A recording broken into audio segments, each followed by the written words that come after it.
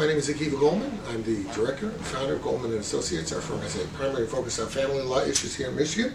And today we're going to continue our video series designed to educate the public, so please subscribe to our channel. We're going to talk about custody today. Well, a lot of times we will get calls about custody and people will say, you know, my ex parties a lot, it's really not appropriate, I want custody. I want custody changed. We have to understand one thing. Number one, what you say and what the court believes may be the same thing, it may not be the same thing, so why take the chance, right?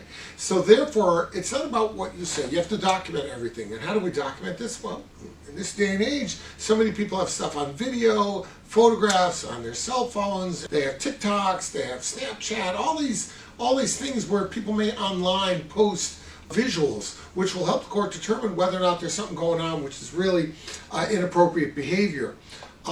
If you contact your lawyer and you tell him what you suspect, he or she will probably tell you, this is what we'll need. You got to understand one thing though.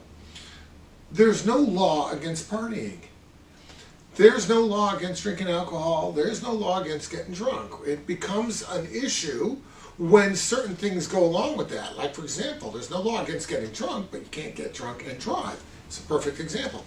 Similarly, with respect to custody, if you just show that your ex parties a lot, has a lot of people over, and has a good time, and maybe gets loud, and, you know, singing karaoke or whatever, a lampshade on her head, whatever, none of that's going to mean a thing unless you can link that to a problem with the safety of the child. So therefore, if you show that somehow the partying is going on in the presence of a child, or somehow the child is impacted by this, fine. But if all you can show is somebody blowing off steam, it's really not going to help you in your case where you want to modify or change the custody. So it's very important to remember the and therefore part of your presentation. In other words, you say, my ex is partying a lot, drinking a lot, who knows what else doing, and therefore it is dangerous to my child because. And what's the because? The because may be because he doesn't want my kid is there. It's a poor example. He does it in front of my child. My child sees drinking and drug use. He drives the kid around while under the influence of those things. See, then the court starts to perk up. That's when the court starts paying attention to what you're talking about. Before then, you just got somebody blowing off steam. And frankly, if there's a bad divorce, if it's contentious, if one person, we have to split the custody, one person has custody and one doesn't, and someone's blowing off steam while the other person has custody, I don't think the court's going to find that that's particularly offensive.